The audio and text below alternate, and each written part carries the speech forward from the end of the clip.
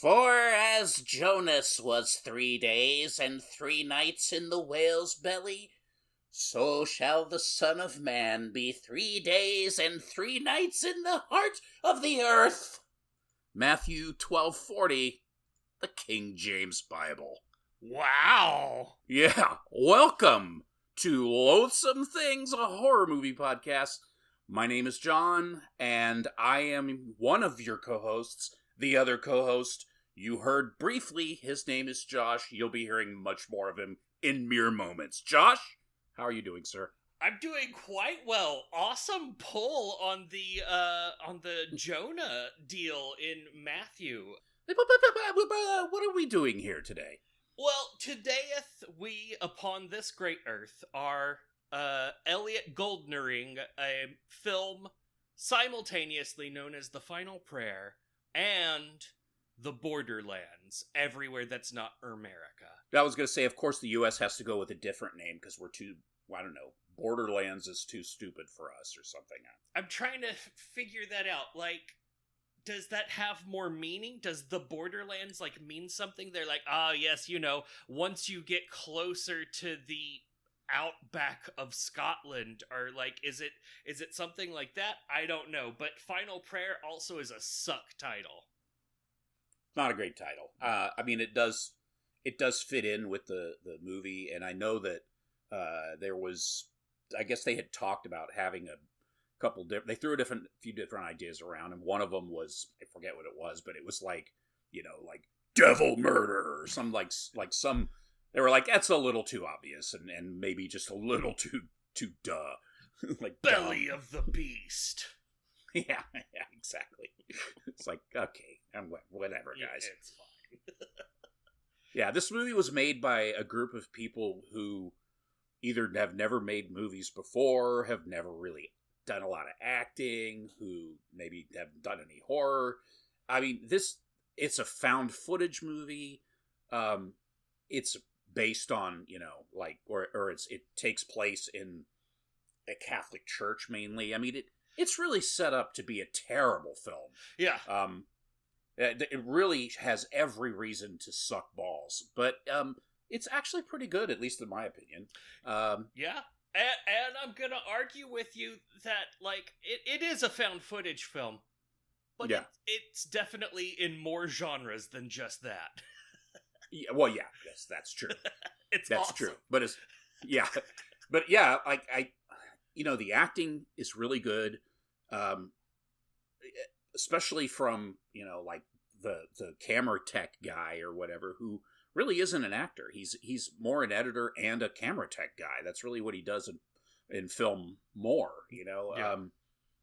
And like the guy that plays Father Krellick, I think it was, he's not even really an actor at all.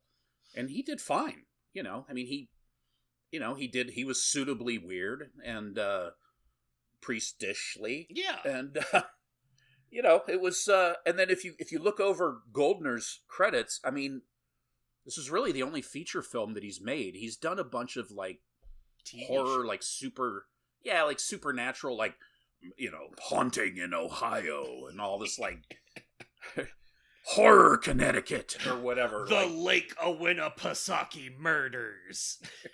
It's a lot of stuff set in like rural America, which I thought was weird. And then and then he had some credits on some other British horror series, which was like Ye Old Demony or something.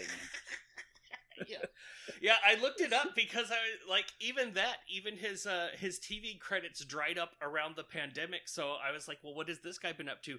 It looks like he's mostly making his bread by directing commercials now, and it seems like he's doing a good job of it. I guess, I mean, good for him. I don't know. You'd think that somebody would have given him a shot if he was interested in making another movie, which makes you think maybe he didn't want to make another movie. It's possible, yeah. Yeah, because he blew his wad on this one. Oh. I mean, what a wad to blow, though. Yeah, it's a delicious wad. Yeah, man, what a creamy wad. I mean, I've got it all over me. There are the actors in here aren't complete nobodies. There's Gordon Kennedy. He was he played Little John on the BBC version of Robin Hood. Yes, yes. You've got Patrick Godfrey, who's been in The Count of Monte Cristo and Ever After, A Room with a View, and Les Miserables.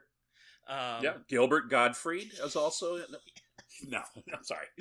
So they're not complete nobodies, but they're, you know... That's true. They're definitely budget bodies. Yeah, that's correct. Yeah. Yeah. Kennedy has Gordon Kennedy has done a ton of TV stuff. He has a lot of TV credits. If you're a TV person, you've probably, particularly if you're a fan of British TV, you've probably seen a lot of them. It's just, whatever. They're all called like One House Tree and Bunch of Love Heaven Basket and all those British, Third Lane Mystery and The Deacon's Revenge, or I don't know. Yeah.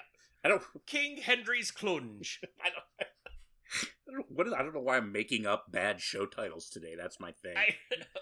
It's great. The Dicker of Vibley. Dicker of Vibley. Whoa. Porno. I know. Robin Hill was in Kill List, which is cool.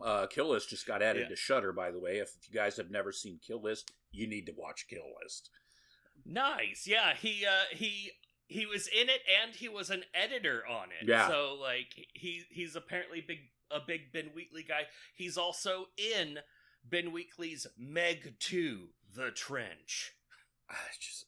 Which really just, I haven't seen it, so maybe it's hilarious and wonderful, but I'm just going to go ahead and take a guess and say that this falls in the not as good category of Ben Wheatley films. I just really want him to fit in the folk horror somehow in this. Like, yeah, it's the Meg, but the Meg found a field in England and ate a magic mushroom, and then he was like, hey, let's eat some boats. Meg 2, Meg Barleycorn. Awesome. Buckled hat Meg. What the hell? I went to the sea and I ran across Meggie. It's the Meg, but he has horrible sores on his genitals. Oh my god. Hollywood, are you listening? Do it. Do that movie. Meg 3. The Drench. Meg 3. Trench pants. Or whatever. Yeah. He's got the weeping trench. The weeping trench. Oh, take the clunge. Oh, man. Prong it up. Oh. So, when I say budget actors, these guys all did a great job. And when I say these guys, I do mean it's just dudes. Yeah, it's fine. It is a sausage festival. Yes. But also, Aidan McArdle is in here as Mark. He's been in all sorts of stuff, too. He was in Ella Enchanted, The Duchess, multiple episodes of Sense8. That's how you know he's good. And even an episode of Poirot. Oh. Mais oui. Oh, David Suchet. Wow, but of course. And so that's this movie. Yeah. Thanks for listening. Yeah. Yeah, why not? Yeah.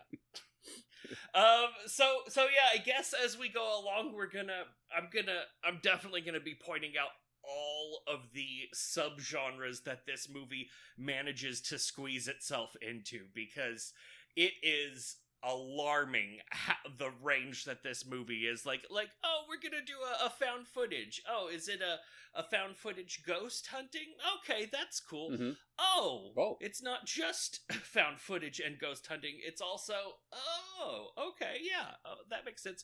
Oh, wait. Oh, okay. Oh. It's kind of a buddy comedy. Oh. Yeah. If only they were cops. Oh, did David Gordon Green make this? Oh, yes. All right. Anything else we need to go over before we dive on in, June? No, I think, no, I think we'll blather a little bit more later, so let's save the tale for the blather. Tale for the Blather, that's my new 90s rock band. Oh, man. I've always been partial to their sophomore effort. All right.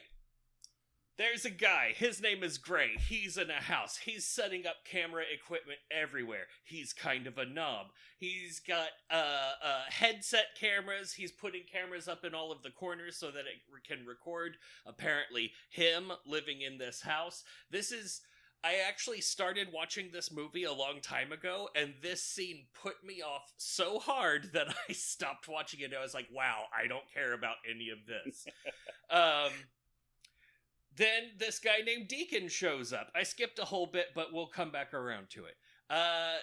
They don't get along super great, but not terrible. We find out that the reason for all the cameras is that the church wants full accountability on, quote, this one, and thus the cameras are there to cover any gaps in the reporting. Gray is not good with boundaries or courtesy, and Deacon is a drunk and kind of a downer. Debbie Downer. After a while of waiting around and not doing anything, and also not telling us, the people watching the movie, what this is even about, they finally decide to go to, quote, the site, which turns out to be ye old churchy. And apparently is like, from the car drive, the impression is, since they go through several weather patterns on their way there, it must be really far away. Yeah, we even get a whole scene with them trying to find it on a map, and talking about how you can't just dial it into a computer. He's like, oh, ball comb. Ball comb. That was a good scene. It's like, yes, it says ball. Yes, it's very funny. I like that, how there's one cut of him just sitting off to the side by himself, looking at the map and giggling. That's so great. Just every time there's a ball or cock on the map, he gives a little giggle. It's like, Nutsworthy! Cock's ball! Cuntington!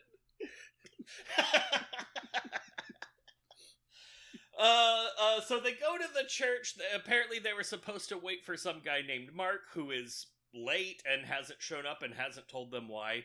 They get to the church. Father Krellick is there. He's giving a rousing speech to all two parishioners, talking about how it's not good to not believe in miracles or whatever. Then once he's done, he takes them to show them where, quote, it happened. And by showing them where it happened, it means showing them a video of it happening, which we're only treated to part of. Yeah. There is a video. It shows Krellick performing a christening on a baby. Then spooky nonsense starts to happen as the baby starts crying. Krellick's nose starts to bleed, and then he looks off screen and says, "Father!" as like a bunch of stuff starts fumbling around on the table. He then, after the video, Gray is like, "Wow, isn't that neat?" And Deacon's like, "It's a load of rubbish." And Krellick hands over the church records. He's taken aback that they don't believe in his miracle. Then they start to set up cameras all around the church. Later, at a bar or something, Deacon explains how hoaxes work to Gray, because Gray's all like, "Whoa, did you see that video? It was crazy, all that miracle going on." And he's like, "Look, it's total bullshit. All miracles are bullshit. Nothing's actually a miracle. You're bullshit. What the fuck is wrong with you?" Also, there's a weird thing about how Gray isn't a believer, but Deacon is, but, like, Gray's the one that's like, "Hey, maybe it's a miracle," and Deacon's like, "No, it's not a miracle." And, he talks about a case where there had been stigmata occurring, but it turned out that it was just the girl's mother was cutting her hands and feet every day, and then the girl died of septicemia, and then told Deacon that now he can make her daughter be a saint. And it's like, wow, that really sucks. And then finally Mark shows up. He's little, he's bossy, he's like a terrible John Oliver. he's talking to Deacon, like Deacon's not great at stuff, but then he's also giving instructions to Gray. Gray's kind of like on the fence about things because now there's a whole power dynamic. He tells Gray, all you need to remember is who's in charge. Yeah, he's a smarmy douche, and that was his role. I thought it was interesting that they because they were allowed to improvise or encouraged to improvise, and so the actor playing Mark improvised being funny. And they were like, no, you're not funny, you're just an asshole. Damn it. So they the guys have gone out and got themselves some delicious fish and chips, and there's oh god, it's so gross looking too. It's the most beige, just like off-white fish and chips. It's so British. It's like wrapped in shitty paper, just wrapped in paper. So they're sitting there. They're gonna eat their fish and chips, and they hear some noise outside. There's they earlier when they show up to the house, they see some local kids in their hoodies, kind of lurking around the corner, going the kids, like British kids talk like that, and then and you kind of get the impression that these kids are gonna show up later, and so now they hear something outside, and they're like, "Did you hear that? No, it's fine. Don't worry about it." And then whoosh. They run outside. Deacon runs outside, puts the fire out, which is, as it turns out, a sheep, and he whips his knife out and kills it. A little mercy killing there, and Gray is freaking the fuck out, which is a normal reaction. Yes, and someone comments that it was probably, I think Deacon says that it was probably the kids that did this. Because, that's what kids like to do, just to prank people. They torch a fucking sheep. It's like, wow. I mean, when in Scotland. Yeah. It's pretty rough. Anyways, so now we're at the church now, and it's at nighttime. The church is doing its thing, which is basically making these weird, creaky, rumbly, and all these weird noises, which are pretty cool. Krellick is there by himself. He's walking around with a flashlight, which is has, even though it's super bright, apparently it's just so dark in the church that the flashlight only lights what's directly in front of it. So anyways, he's investigating. He goes up to the altar. He's praying. We see from the camera views of the cameras set up that there's the glitching thing, which is always the sign that something supernatural is going to happen. Then we hear in the distance a baby crying sound. So we're like, okay, so that's great. Back at the house, Deacon and Gray, they can't sleep. Gray comes into where the table is, kind of in the kitchen area. Deacon's already sitting there drinking, I believe, and he can't sleep. So I think he makes tea or some shit, and they're sitting there. Deacon, it turns out, is reading this journal from a collection of stuff that they got from from Krellick. It's a journal from a priest who I forget his name. It's like Minotaur or something like that. Yep, that's the one. That's him. Father Minotaur, who was a guy that had worked at this orphanage a long time ago, who opened an orphanage in the area and also obviously operated the church. They talk about the guy's got all this weird stuff in the journal, and great. And then the subject goes over to Mark, the douche. They talk about him for a while because he's a douche. And then how he's like a stiff, he's just stiff and kind of, humorless, and, which he is. Yeah. And then we click back to the church. It's now daytime. Mark is there. He's talking to Krellick. He's chatting him up, and gets full access to the church. They get at some point they get keys to the castle. Mark goes in, and he's examining the altar. He's looking for signs of trickery. And then now the gang is there with him. Gray is just kind of jabbering away, just kind of his nervous chatter. In the meantime, Deacon, he of course believes that the whole thing is faked, and that the idea was the priest wanted to try to bring attention to his motives were good. He wanted to draw people to the church because it would have this, scary story about it or whatever, which is kind of a weird reason or a weird way to draw people. Like, oh, I want people to come to the church. I'll tell them there's something evil in it. But, I guess that probably would work, actually. Anyways, yeah. So they're looking around. Now they're all searching for signs of meddling. We see that the camera view glitches again. We hear those Gray does a stupid jump scare prank on Deacon. Like, jumps up and, I got you! It was really annoying. Outside, Gray is on his cell phone. He's kind of walked away from the church, and he's talking to someone on his cell phone, which I'm guessing is someone at the, working for the church, for the Catholic Church, someone at the Vatican or whatever the hell, because he's like, no, it's all right. No, the bonus is very generous. No, it's not that. It's just, and then Deacon comes walking up, and he's like, I gotta go. Women, right? And Deacon's like, I wouldn't know.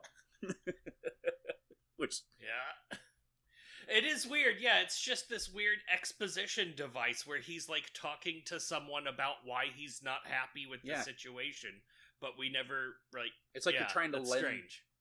Vatican Veritas to the story or something. I don't know.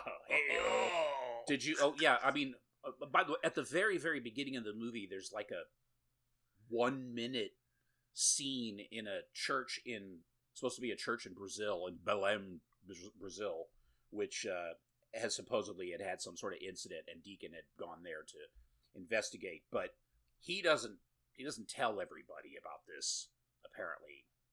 So, anyways, there's that whole scene, and it's like they just jump over it so fast that if you don't watch the movie more than once, you kind of forget that it even happened. Yeah, where you started when you started summarizing, that kind of feels like it's like, yeah, it's as if that scene really didn't even happen at all. It's weird. Yeah, because even in the scene, his part in it is so small. Most of the scene are these supposedly Brazilian police officers uncovering microphones from where they're taped and hidden behind stones and under tables and stuff. And then there's just a split second of it, and it's him, and he's in the corner, and he's like, yeah, that guy's, he's in intensive care, and the rest of them all disappeared. What do I do? And by the time we're reintroduced to that character, we don't even, I didn't even remember that was him. It was only after multiple watches that I was like, oh yeah, this has anything to do with the movie. Yeah, they use it as this kind of one of the central, conceits of the movie, but ultimately, I don't know. We'll get to that part, but it's because they talk about it. But it was just, I don't know. It was weird. I don't know. I guess when he was talking on the phone, it reminded me of that for some reason. I have no idea why. My brain isn't functioning properly.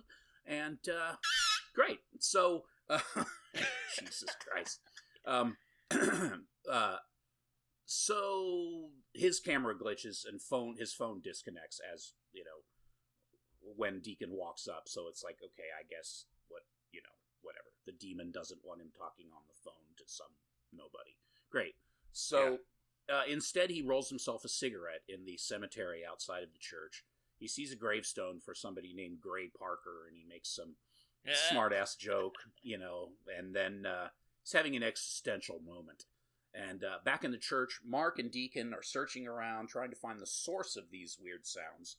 Then we go back outside to Gray, once again, who is hearing some strange sounds coming from, I guess it's like a mausoleum, like a lichen-covered mausoleum. Everything in England is covered in lichen, in case you're wondering.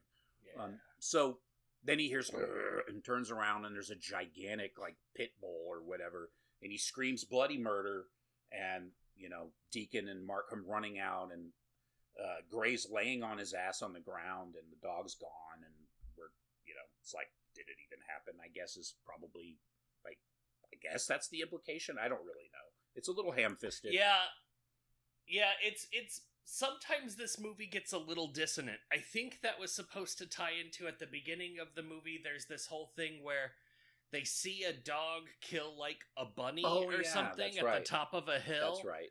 And then, but even in this moment, it's weird because we hear him scream, but then whenever they actually get to him with the cameras, he's acting like, yeah, fuck, I just got some dirt on my shirt.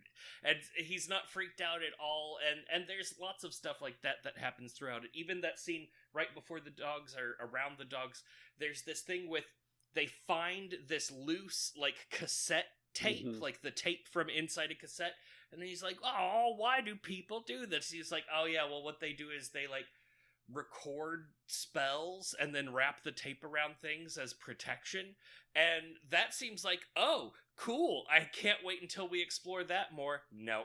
It goes nowhere. I guess, yeah, maybe those are kind of like riffs on ideas that, you see in other movies where they'll have, like, exposition, like, they'll shoot some kind of scene or put some kind of element in there just to kind of beef up the story, and that's the intention here, but it was, it's just it's a little too subtle for it to really, this is a movie that rewards repeat viewings, but also doesn't feel like you should watch it more than once. It's weird.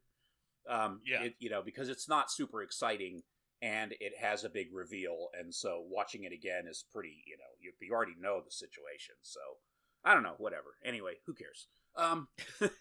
Mark, meanwhile, back at the church, has found something in the wall, and then there's a huge glitch on the computers, and suddenly we hear this, like, and then the camera goes out. Deacon and Gray find Mark. He's passed out against the wall. He's with his eyes open. He's got blood coming out of his nose, I think, at this point. Yeah, it doesn't look good.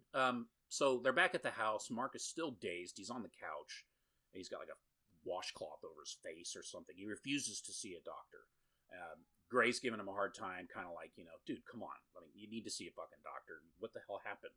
And Mark's like, I'm a dick. I don't do normal people things. And so instead, he says, I'm going to go to bed and write my report first or whatever. Great. So Deacon and Gray stay up and they drink because all the provisions that Deacon has purchased for this trip is alcohol. Yeah. So they're drinking and they're talking about religion, God, and Gray says, well, he's not really a believer necessarily, but he does believe that there's something. He and he's kind of like, but didn't you feel like there was some sort of a presence in the church? And Deacon's like, well, it is a church. And he's like, yeah, it's not really the presence I was talking about, but he brings up the incident in Brazil. And Deacon tells him that, the church had, wanted to investigate the Lourdes shrine, and that a bunch of people, there was this huge queue of sick people that were lining up to get healed because apparently there was some healing going on. Them was getting healing. He says something about how the people said that they saw God. And all these crazy reports came in, and then suddenly Father Rinaldi, who was the priest at the Belém Catholic Church, vanished. The Vatican freaked the fuck out, sent a crew out there. A bunch of bodies show up in the jungle days later of all the church folk, all the priestly folk. They're all dead, and they have, as it turns out, tryptamine in their blood system, DMT, as in like ayahuasca. So the theory is that, they uncovered the scammers in the church, and the scammers drugged them with ayahuasca and murdered them in the jungle. It's a little strange. Yeah. But then Deacon says also maybe they really just saw God, which makes no sense. And then and then he's like, Gray's like, oh, but God, and Deacon does a stupid coin through the beer bottle trick, and then says, don't believe everything you see, Gray, and then goes back to bed. Yeah. And he's like, how did he do that? At the church, it's nighttime, back at the church, same night. Krellick is in the church, he's praying, kneeling at the altar. We hear, it's pitch dark. We hear the baby cry, the camera's glitching. The rumbling, creaking, shit starts moving. It's all the shit that's been happening before, like times several hundred. Door slamming, church bells go off, stuff starts flying, Krellick freaks the fuck out. Then we're back at the house, and Deacon is reading from the journal, and he reads about he's reading about how something lies beneath the former priest that was there from, way back, that something lies beneath the church, and how, now I understand the orphanage. And they don't know what the hell he's talking about. But Deacon suspects that Krellick wants them to read the journal, but because there's some reason, but he doesn't know what that reason is. As in, like Krellick just added that. Again, it's like you asked him for the church records. He gave you the church records, which you would assume would include the journal from the priest who used to work there. Okay. Seems reasonable. Yeah, but no, there's probably an ulterior motive. Great. So, Mark is still out in bed the next morning, and they go in to check on him. He's still out, he's like sleeping with his hand up. He's got blood like on the pillow next to his ear, and they wake him, and he's like, and they just decide to let him sleep it off. So, yeah, great. Yeah. And with that priest journal, I think he was talking about how God called him to make the orphanage, to build the orphanage, and that, like, part of it was he was like, and now I think I understand why God called me to make the orphanage. I think it's like Armitage. Is that his name? Yeah, it's like no, it's like Mandeville or something like that. Oh yeah, I think Armitage is probably like a Lovecraft thing or something. Oh, could be. I don't know. This is quite Lovecrafty.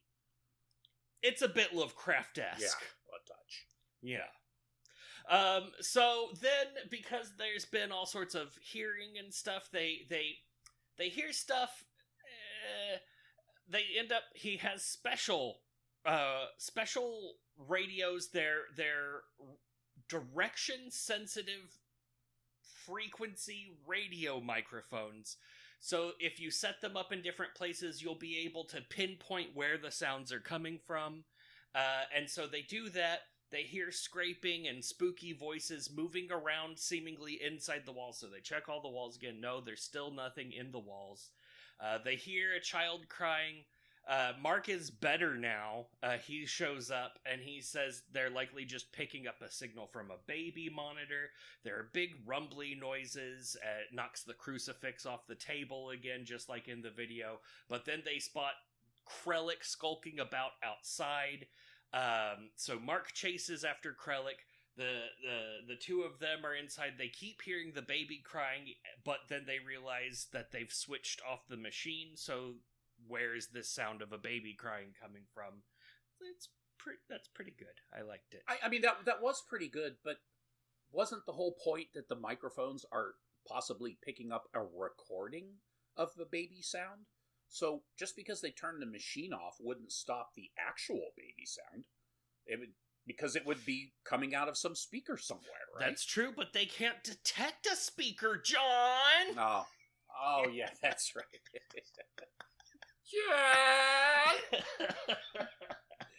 John! Mark follows Krellick up to the roof. Krellick is dismayed, and he's like, do you believe in my miracle? And Mark's like, no, fuck you. Your miracle is a scam. And he's like, but if it isn't a miracle, then... And then he jumps off the roof to his death. They get back to where he's landed, and he's all, like, broken and jiggling on the ground. And we're like, oh, we're gonna get, like, some sort of cool final word out of him, but then just... And no. Oh, okay. That was a good scene. He farts and dies. Yeah. And then... Over drinks, Gray and Deacon discuss the pagans, and Gray's talking about, like, all right, now, say you've got a thing that's real and a thing what isn't real. I'm gonna bet on the thing that's real, innit? And they get all this until finally the people at the bar make them leave, because, you know, the Deacon, or because Krellick died and he was a good person and they know his mom. And so then, I don't know, Deacon is walking home alone at night. He starts to spot spooky business happening in the woods. He follows it. It's that, like, mausoleum or whatever. There's just fucking stone ruins, and he spots a hole into the stone ruins that reveals a hole deeper into the stone ruins. And I thought that he was at the church at that point, and then, like, in a couple shots later, he's climbing over the fence to get into the church compound. Like, yeah. I guess I guess they want you to think this whole area is covered in weird. I didn't get it. I mean, and whenever we see him climbing, like, over the fence into the church, it is like the church is up, so this would be at a lower elevation. So I think this is part of the crazy church basement room. Yeah, I guess that's true. But then it's like, why do they have to climb over this fence to get into the church? But earlier we see the priest in there with parishioners. Like, what, do they all have to climb over the fence too? I mean, if there's an actual formal entrance, why don't these fucking clowns go that way? Yeah, they don't like going at things the normal way, because that way is how they fool you, you see. Oh, that's right. Yeah, he's like spotting. That's right. He's like spotting Mark out in the... He thinks you'll see Mark for like a frame or two, and then... not Mark, sorry, Father Krellick. He'll be like, Krellick? And then he's gone. Yeah. So he it's just a whole bunch of the really unlovely version of found footage movies where you're like, what's over there? What's over there? And like you were talking about, where there's a spotlight, but it only hits the one spot and doesn't illuminate anything around it. And then he spots him again. He heads over to a place, and then he just finds Krellick's white vestments on the ground, and he like lifts it up, and under it's just worms. There's just a pile of worms and the dirt. There's worms and dirt inside the vestments, and he's like, ew, gross. And then he runs off to the church. Yeah, it's so... Yeah, that part is so weird, because he's seen... Well, he sees what he thinks is Krellick. It looks like Krellick, and so... But at the same time, he's supposed to... I think this is kind of the turning point where he's starting to suspect there's more actually going on, but he's still telling himself that it's a hoax.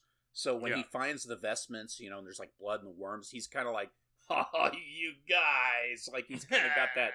He's like, oh, what the fuck? But then that's probably just a prank. Yeah, probably those damn kids.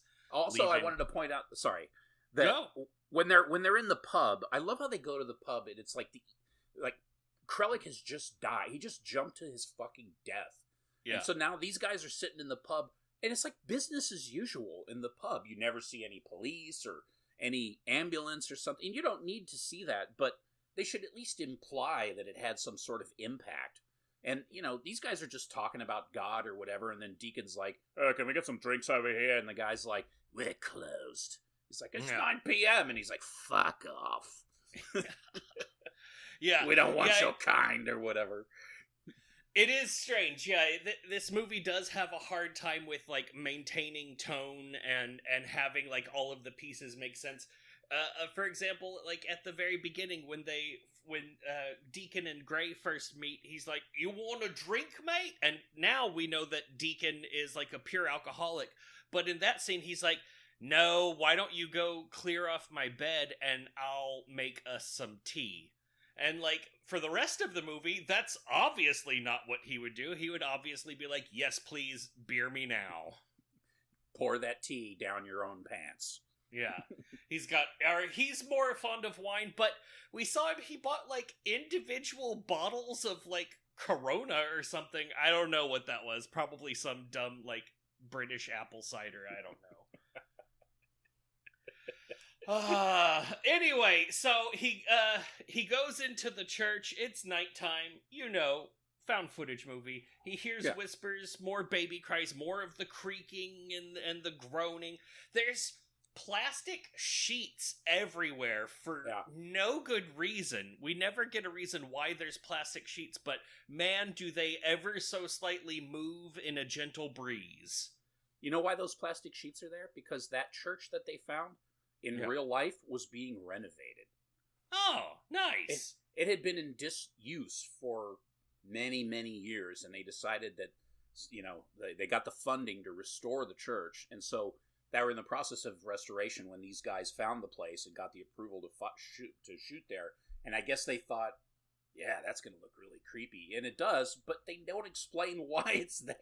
Yeah, why are these renovation curtains up in an actively used church? I mean, there's like graffiti sprayed on the pews and stuff, and they just leave it there, Yeah. All right, whatever. It's fine. We'll make a movie out of it. Yeah. So he's in the church, it's night, the sounds are coming from everywhere. He realizes, oh wait, no, maybe the sounds are coming from this spooky basement. Yeah.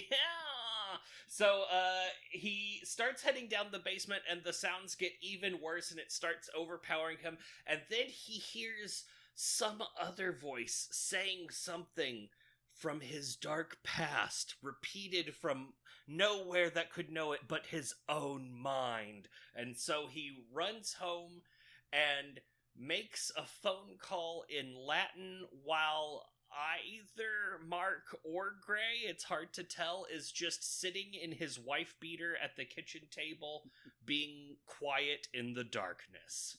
That's right. Yeah, he finds the source of like some of the pounding or whatever, or the noise or something, is this weird bookshelf that's like built into the wall and crammed in every possible inch with books. And so he rips all the books out of there and tears the shelves out, and he finds this doorway and this little spiral staircase, and there's like a partial skeleton like on the side over there, and he hears what he assumes is Krellick's voice, and Krellick's like, "His eyes! Frasetti's eyes!" And it's like, okay, and he's freaked out because of this, beyond just the fact that he heard that. There's obviously this means something to him, so we find out about that later. But great.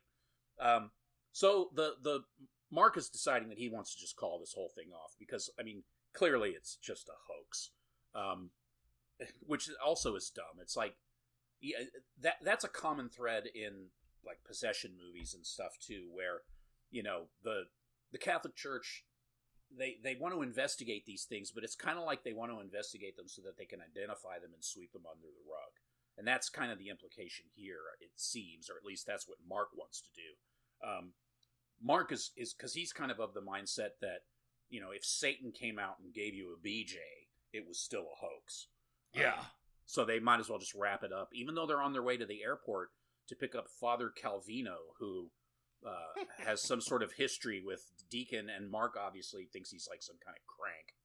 Yeah, they even reference Dan Brown in here. Like, they do a lot of Da Vinci Code business. That's right. So they pick up, and they're like, "Hey, it's a good Deacon. It's a good to see you." And they load him up in the car, and they're heading back. And Deacon's telling him, like, just kind of giving him the rundown, and including the part about Krellick's voice, talking about Frasetti's eyes.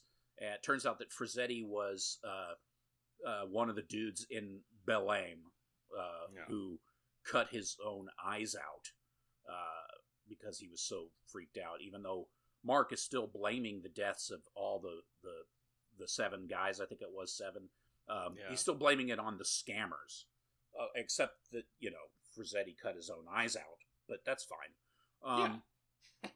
Now Gray is starting to get freaked out, so he's like, he wants to quit because he's scared, basically. He gives some bullshit answer, but it's because he's scared.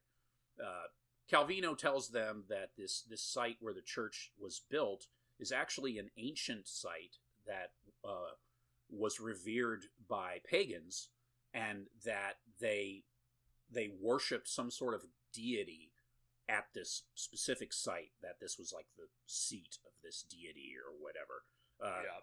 The Christians just refer to it as the Antichrist, as one do. And, and then when they're done, they lower the rug and put the little broom away. So they get to the church. It's all foggy and creepy, suitably creepy. Gray is now pissed off at Deacon because Deacon lied about the fact that he was actually at the Belém incident in Brazil where the 7 priests died. The thing is, who fucking cares if he was there or not? I mean, I guess I guess it would matter to. I don't know why it would matter to Gray. Why would it matter to Gray? Because he got his little feelies hurt. And I guess he's mad because obviously in Deacon's mind something happened that he couldn't explain. The reason, according to Mark, that Deacon didn't tell Gray about that he was there is because Deacon feels guilty about what happened, because instead of being there in the church getting DMT'd and murdered out in the jungle with the rest of them, he was out getting drunk. What an asshole. How dare you not get murdered with the 7 priests? I don't know. It's weird. Yeah, and he gets, Gray gets, like, really been out of shape about it. He's just like, he, like, talks about, like, friendship. He was like, you know what friendships are based on? And Deacon's like, yeah, I know. I'm sorry. They're not even really, that's another weakness in the film, is that even though there is character development in this, they rely a little too heavily on assumptions such as that they're friends. It's like, they're not really friends. I mean, they're friendly-ish, sort of, probably more so when they're drinking, but that's fine, whatever. Yeah, so Calvino, he's getting ready to do his freaky ritual, which is not even in Latin. It's not even some sanctioned, Catholic, or if it is, it's very, very much kept under wraps. So he's got this giant pagan symbol which represents the deity that he's like carved into the floor, basically. And he starts going into his thing, and I forget what language it's in. I don't even know if I knew, but it's not Latin. And then the guys start bickering while that's going on. Like, Mark's like, it's not even Latin. And they're like arguing and stuff. In the meantime, Calvino's and it's weird. Because this movie goes from being a found footage ghost hunting movie to now it's becoming an exorcism found footage movie. Yeah, that's true. It's like, oh, we're shifting over. That's fun. That's true. And I mean, again, though, like, there should be some gravity when this dude flies in. Like, he has a private plane drop him off in the middle of fucking nowhere, and these guys come out to meet him, and he's just kind of like, so it's like this thing with the pagan god, and it's probably the devil. It's fine. It's fine. I'm just here to do the devil. It's so weird. You want one of my pre-roll cigarette? Mark is like, he's completely cranked. He's like pissed off. It's a whole thing. Then Calvino does some actual Latin prayer, and as soon as he does that, there's like super glitching. Like, the camera goes ape shit, stuff moving, lights are flickering on and off, and eventually they go out, they're screaming, sounds of things bashing and stuff. Afterwards, when, the guys, like, they find Mark's like passed out, ears bleeding now. He's, looks real bad. Gray is completely panicking, like, just like a little bitch. Calvino's gone. And it's they start branching off to try and find Calvino, I guess. I don't know. And then suddenly Gray is just by himself. Like, he's just by himself. The church isn't that big, so it's kind of like, how did he not notice, Mark and Deacon just vanish? But he didn't. And so I guess he hears something down the spiral staircase, so he enters the spiral staircase and starts heading down there by himself, completely panicking, like, just out of his mind, like, whimpering, panicking. It's actually pretty funny. He's like hyperventilating and stuff, and he gets down there and he's like, Deacon, and then he does, it's one of those jump scares where, he's got a flashlight or whatever, it's like his phone flashlight, I can't remember, and he runs into Deacon, but it's one of those, like, suddenly Deacon's just there in his face, so he gets scared, and then Deacon's like, you need to calm down, you Jesus Christ, you fucking idiot, calm down. Everything's fine. Let's just go deeper into these catacombs and try and find the boys. There's blood on the floor. They find Calvino's jewelry on the floor. More blood, more glitching. It's getting bad. Deacon is now kind of in full denial mode. Like, he's the guy that has to keep this together. He's trying to search for Deacon and Mark. I mean, for Calvino and Mark.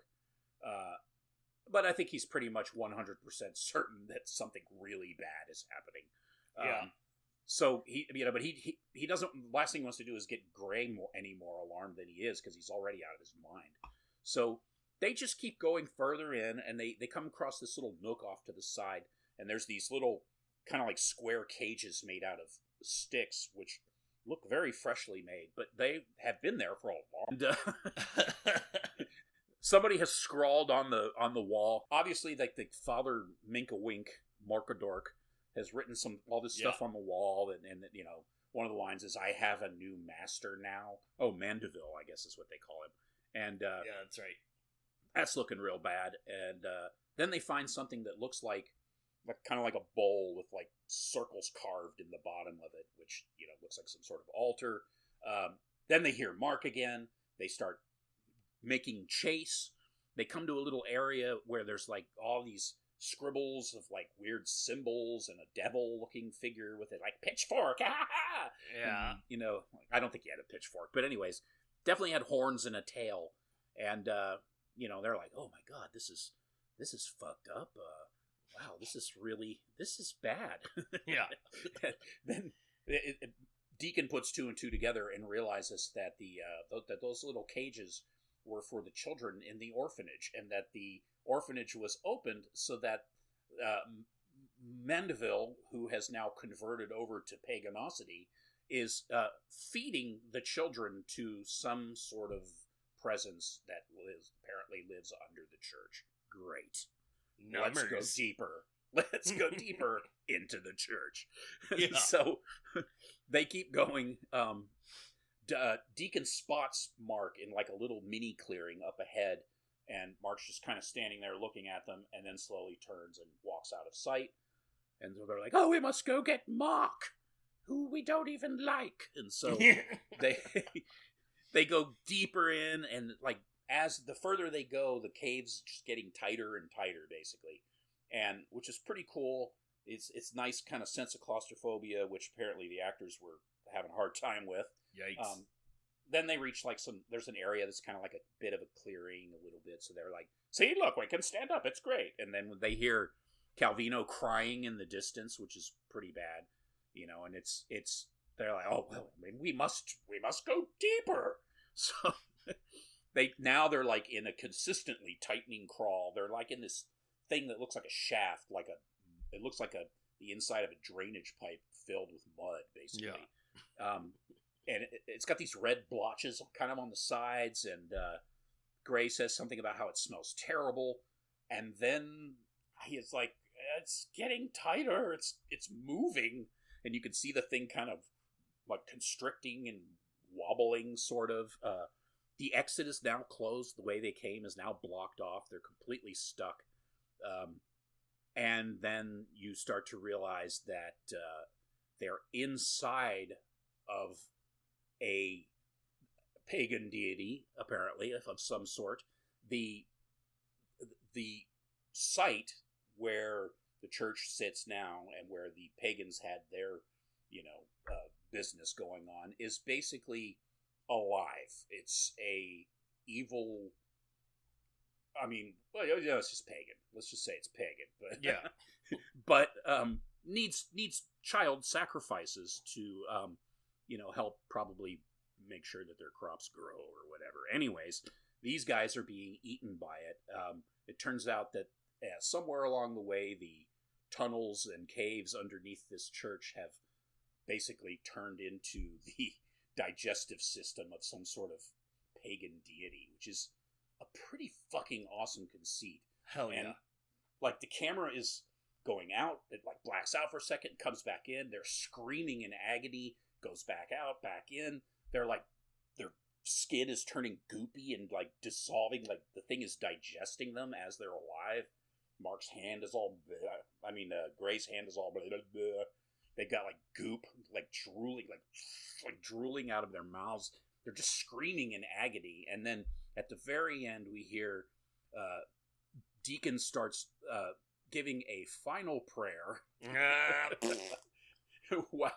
Well, then the last thing you hear is Gray screaming, "My God! My God!" Movie over. Yes. Yes. A wonderful ending. Yes. Yeah. And it was fantastic. Great. Yeah. It didn't all make a whole lot of sense, but man, that ending really makes it worth it. It really does. It's because the movie is so light on effects. It's just things that go bump in the night, basically, and it's heavy on atmosphere because of the location. The performances are very good. It obviously has some plot holes that we've touched on. Yeah. But having said that, it flows well. It's funny. The interaction between the relationship between Gray and Deacon is fun. The addition of Mark is a good idea, even though he really is a total prick. Yeah. But I think he does serve the story. The Calvino thing is a good idea too. I don't think it's handled that well, but yeah, it's like you said. Once they get down into the bowels underneath the church, it's not entirely, obviously that stuff has been there since the pagan times. That these tunnels are really old. And apparently, they say at one point, well, we must be pretty far under the hill at this point. Yeah, which would mesh up with that area that Deacon finds when he's walking back to the church in the dark. But yeah, so it's a little ham-fisted, but at the same time, it's very effective, and it really, I mean, it's very creepy. I mean, if you were a religious person or somebody who believes very firmly in the supernatural, that would be pretty scary stuff, I would imagine. Yeah, yeah. And I mean, it has a lot of good atmospheric things. I mean, it would probably also be more scary if you were a superstitious person in Great Britain, where they have, like, all the way down their old things. Yeah, I mean, these guys, in looking for places to make the movie, they apparently found this really cool-looking church that was at the edge of a cliff overlooking the sea, and they were like, oh, and they started the process of getting approval to film there, and they basically had it iced down, and then they went into the church to kind of take a look at it, and they were like, yeah, it's about it's like 5 feet by 10 feet inside. They said it was it looks really cool from a distance, but when you get inside there, it's like a shoebox. Yeah. So they're like, yeah, it's not really gonna work. Yeah, plus Ennis men were already filming there. It wasn't good. Yeah, it wasn't good. The Cornwall salt mines. But yeah, so yeah, at the end of this movie, it goes from just found footage ghosts to now possession and exorcism, and then folk horror very quickly, and then monster movie. Yay! Yes. Yep. And I mean, we're merciless sometimes when we're like making fun of stuff, but I think like somebody gave us a review, one of 3, one of the 2 that are from people we didn't know, and somebody was gracious enough to give us a really nice review, and they had said something like to the effect of, well, I thought that these guys were just going to be smartasses and just slag everything. And then they were like, well, I was actually surprised to see that they really do take movies seriously, and they do joke a lot. But fortunately for me, I don't find their voices annoying when they're laughing and something like, which I thought was kind of interesting. But it was a nice review, whoever that was. Thank you. And but yeah, it's like I don't know. I don't know where I was going to go with this. I don't know. Anyways, I did appreciate that. I had a point, but I'll just say thank the person. It's because we've been making fun of this movie, but also we enjoyed it. Yeah, that's what it was. Because there are a lot of things wrong with this movie. Yeah. But it was really held together by the acting. Like. Mm-hmm. I believed them all the way through. Like, I didn't like the characters, but that's also a very common conceit in found footage movies. Like, you don't necessarily have to like the characters, and it sometimes helps if you want to see awesome, horrible things happen to them. That's right. And yeah, so the actors held this together, and the idea held it together. Like, the story wasn't great. The plot didn't hold the movie together. The actors did, and then the payoff was really good. The effects weren't. I mean, the effects were okay. I would have really liked to have seen more than I did, but you know, that's also a staple of found footage. But yeah, right at the end, it didn't make sense that, like, they're walking around in stone hallways with walls. It doesn't make sense that they would, like, get down and shimmy into a hole. But then again, I think the idea is that it's fucking with their minds, and that's all part of it. But yeah, at a certain point, they started, like, spelunking down a 1 human body circumference hole, and at a certain point, they crossed from rock and didn't notice the teeth and just went into something's mouth and swallowed themselves into it. Yeah, I thought that was... Yeah, I totally agree with that. It's like, what is this site? Like, why is it... I mean, somebody built this. It's not... I keep saying caves, but they're not caves. They're man-made. Yeah. You know, but obviously ancient. And it's like, why are there these areas that are super tight like that? It doesn't really... But it's like you said, I mean, maybe like their minds are being played with, essentially. Like, the whole purpose is to lure them down there, which I mean, I don't know. Why would the deity do that? Is it because it actually is evil? I mean, usually in folk horror, you know, it almost seems to side with the pagans, you know. So in that case, it would be eating them as a form of, because it's a sacrifice. But I guess if it's a pagan deity, it's probably not real happy to have a Catholic church sitting there. Yeah. Or it facilitated having the Catholic Church put there so that it could eat Catholics. I mean, I guess it's that. Yeah, it got upset whenever he did the Latin prayer thing. That's true. And it got all horny whenever the baby cried at the christening. It was like, ooh, yeah, daddy like. It had fooled that original priest into building an orphanage there, so it had been, like, infiltrating his mind to do that, and we even, like, saw in the journal that it was like, oh, I see what's happening, but I'm down with it now. One of the cool details that I liked is there are like child skeletons all down in there. Whenever they found all the cages, they also found just, like, piles of child skeletons. Yeah. Which means that they're retrieving them. So it's just, like, digesting them and I guess gurgling back up the bones, and Mandeville was like, all right, well, let me just go add these to the pile or whatever. So that means that at a certain point they're gonna get spit up, but I don't know. It's fun. I enjoyed it. You're right. Like, usually these types of movies would tend to side with the pagans, but I think this one's more in line with what's the one we did? The Ritual, where it was that awesome pagan deity, and this one is more like that. Also, it reminded me of The Taking of Deborah Logan. This one had a better in idea payoff, but not necessarily better in visual payoff as that one. Yeah, that's true. It did not become a meme. Yeah.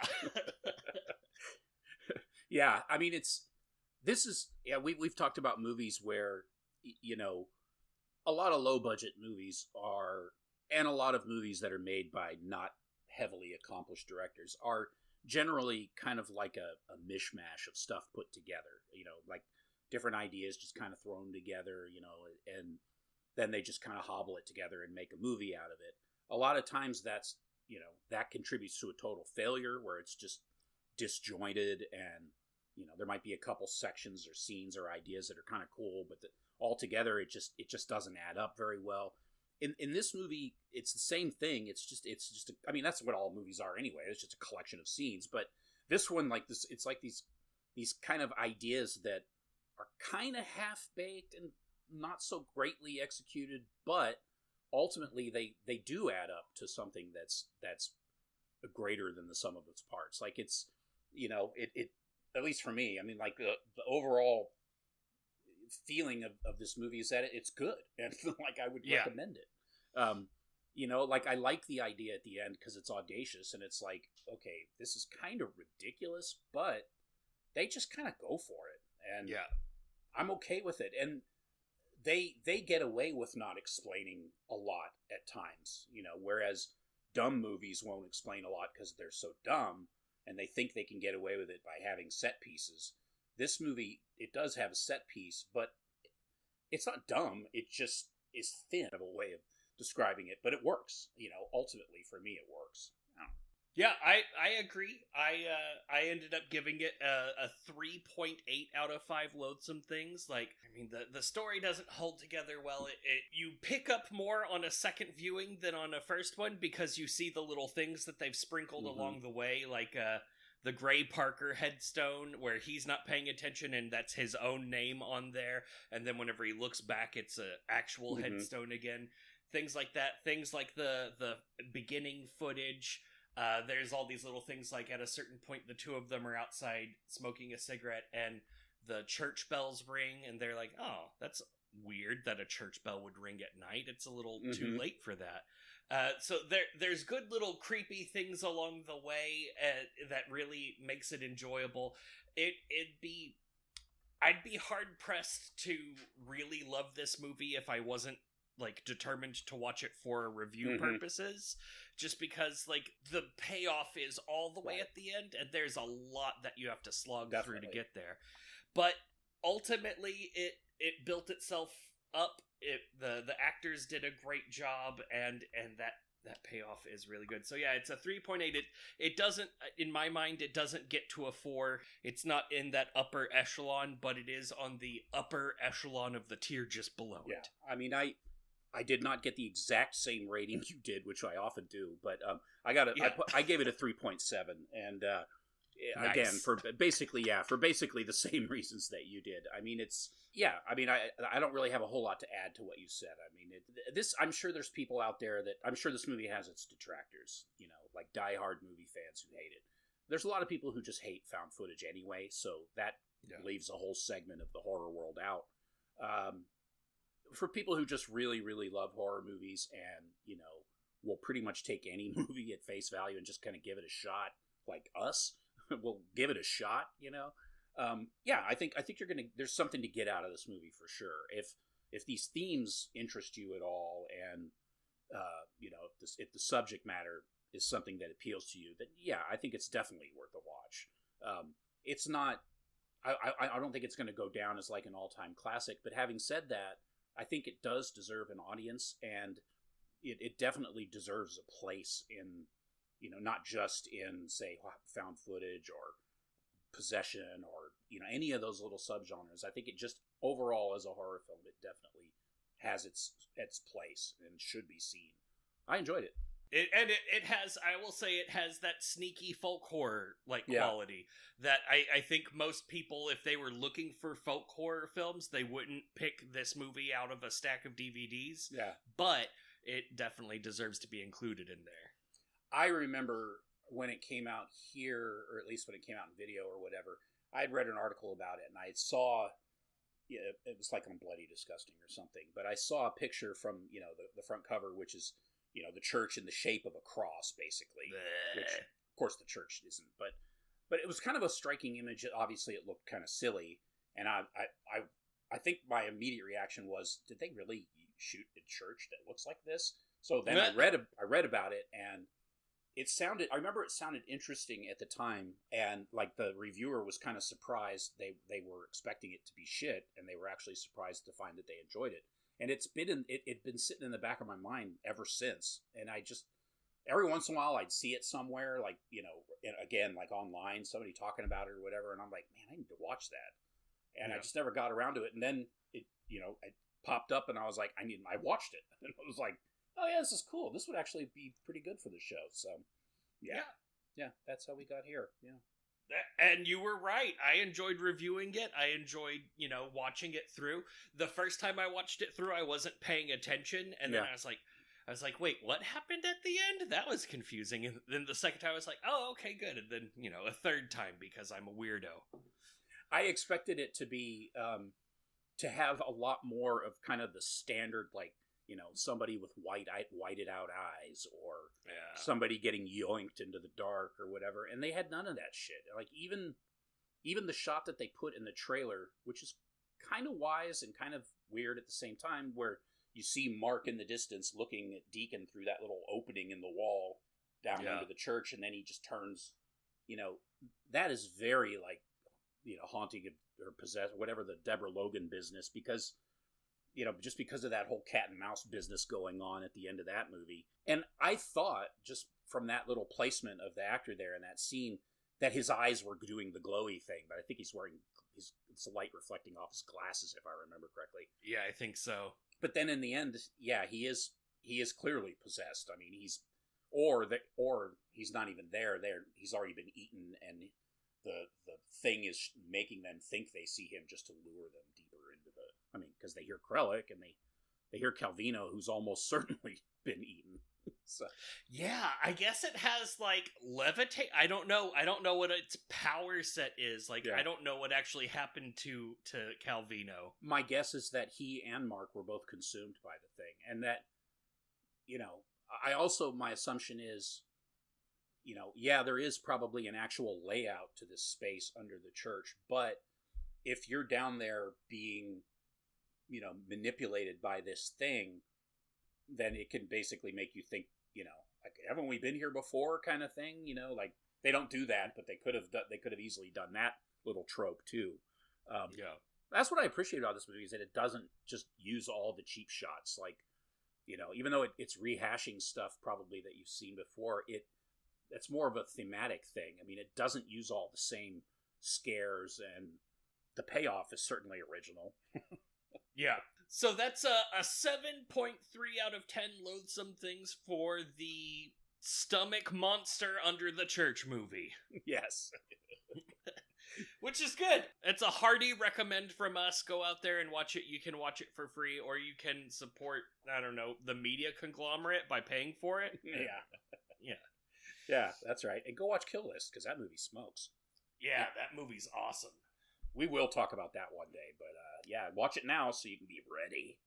Yes. Speaking of watching things that aren't this movie, John, how has your week of not this movie been? Obviously, I didn't have COVID this week, so I didn't. Nice. I didn't spend my entire time watching horror movies because I was at work most of the time.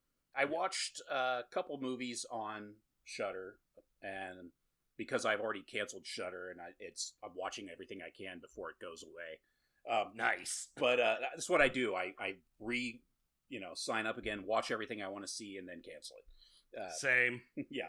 So I watched The Crescent, which looked really cool. They just added it the other day, and it was about a woman and her young son, and the father has just died recently, and they go to her mother's beach house, if I remember, to kind of get away for a while and have a vacation. But instead, she starts having like weird visions of almost like being haunted by maybe their people, or I don't know. It was okay. It wasn't terrible, but it wasn't that great. So that was The Crescent. Nice. And then I watched Elevator Game, the Rebecca McKendry movie. She made I can't remember the other one that was on Hulu about the guy that's in the bathroom and there's like a demon in the stall at the end. Glorious. Glorious. That movie is glorious. It's a lot of fun. Elevator Game sucks ass. It's real bad. Yeah. Yeah. I mean, I like some of the color, like the lighting, the very like Argento-ish bright color usage. Some of the camera work at times that didn't really matter very much was kind of interesting, but overall the movie it's just a teen, like, stupid urban legend. It's just garbage. Yeah. How could you go from making Glorious, which is such a unique and a great example of what you could do with no budget, and then turn around and you actually have a little bit of a budget, not much, and you make this bucket of shit. Like, it's just, it's terrible. I hated it. I don't know. Yeah, I was gonna pick that to be our first new movie in October to review. And then I watched it. I was like, oh, I don't want to spend an hour tearing Rebecca McKendry's movie apart. I think Rebecca McKendry is awesome, but I did not have a good time watching that movie. No, I like her a lot. I used to listen to a podcast that she was one of the billion co-hosts on. Yeah, and I always appreciated her. First of all, she was the only woman out of that group. And I liked her views a lot more than some of the other guys. I mean, she had strong views. They all did. But she wasn't pushy about it like some of the other dudes. And then when I heard that she, so I always thought, well, she's a cool lady. I know that she made, back then she made films, but they were like short films and stuff. And she was always talking about making a feature film. And then all of a sudden Glorious came out. And I was like, wow, this is actually really good. Yeah, fucking awesome. Trying to tell myself at first, I was like, do I just like this because I like Rebecca McKendry? But no, the movie's great. And then I started watching this, and I'm like, am I still holding out hope because I like Rebecca McKendry? Yes. And yes. Wow, this movie sucks. Yeah. It was so predictable and dumb and had no logic, and the acting was bad. And the effects were boring, and it was just not a good movie. I don't know. Yeah, and I hated all of the acting. Yeah, like it was all like it's still a low budget movie. You can see the low budget, and so she wasn't working with a lot. But man, all of the dialogue and like that, maybe that was the thing with Glorious, is that there wasn't a lot of inter-character dialogue, and so but it's just every time any character was talking to another character in that movie, it was terrible. And I don't want to hate on the movie because I like Rebecca McKendry so much, but I did not have a good time watching all of that movie. Yeah, it was unfortunate. Hopefully she'll come through with whatever her next effort is. Hopefully somebody will green light it and it's a good idea. Yeah. Because she's certainly capable. I don't know. What did you watch? I guess. I watched that.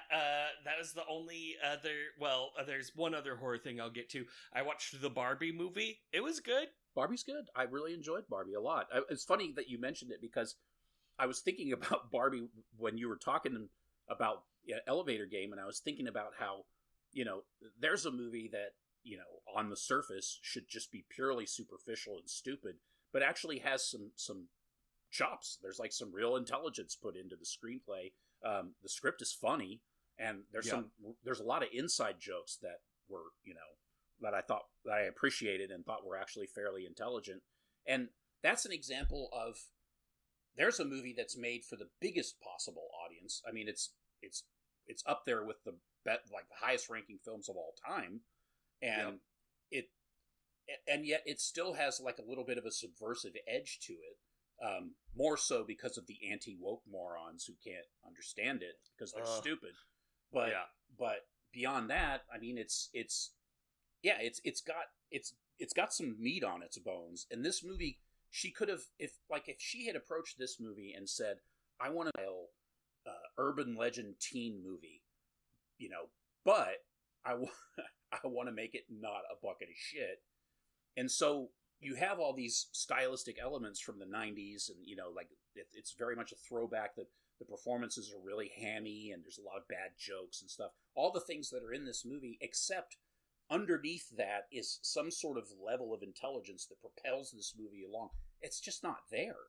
It doesn't have that. Yeah. And so it isn't like a nod to shitty teen movies. It's just another shitty teen movie. Yeah. Yeah, I kept watching it and waiting for it to get to something. Like I thought, oh, okay, well this is obviously working towards something, right? Like there's something deeper hidden underneath here, and then they're like, oh, and here's the story of the actual woman that died in an elevator, and I was like, oh, okay, here it comes. This is gonna be a thing. It's gonna talk about the patriarchy too or something. But then no. It just didn't. There was no ball for it to catch. It didn't drop the ball. There just was not anything there. Yeah, and spoiler alert, like at the end, the whole idea that you can like get out of it, because there's a whole process to follow, and it occurs to them, oh, if we complete this process, we can get out of it. But no, they don't get out of it because she's just too pissed off to allow it to happen. It's like, what? Yeah. No, wait a minute. What kind of... That makes no fucking sense. Yeah. It's so stupid. Yeah. So if what you're interested in is just another entry into the creepy pasta or Grudge/Ring style of movie and not one that stands out, then definitely Elevator Game could be your shtick. Yeah, it's not particularly creepy. There's a little bit of creepiness in one part. Yeah. But for me, anyway. But the rest of it wasn't creepy. It wasn't funny. It just was a bucket of shit. Yeah. Even the effects weren't particularly compelling. I mean, they did some good stuff in there, but it's not like... It wasn't a payoff. It was just like, oh, well, that happened. Yeah. They need to do like the Evil Dead remake thing where it's like, gory, just like ridiculously gory. Just do something to make it stand out in some way, Yeah. It felt like a movie just to make a movie. I don't know. I looked at her Twitter, and she like hasn't even been promoting the movie. Really? She hasn't been, yeah, she's been talking more about Glorious than this movie, so I don't know if this was just like, hey, we have to put something out. I don't know, but wow. I wanted to like it, and I just didn't. And so, instead of watching and spending an hour talking about that movie, we're going to, for our first new movie in October, we're going to review Brian Duffield's No One Will Save You. Ooh, that's the one on Hulu? Have you seen this already? Yeah, it's the one on Hulu. I have not. I was planning on watching it today. All the horror, not all the horror, but a bunch of horror authors. All the horror! A bunch of horror authors that I follow on the social medias are, God, I hate when people say that. Wow. I hate that. No. Smash that subscribe button! No, a bunch of the horror authors that I follow have been talking about that movie and saying that it's really good. And I'm like, I glossed right over it because I had seen the trailer and I'm like, oh, home invasion aliens. But apparently it's really good. I don't know.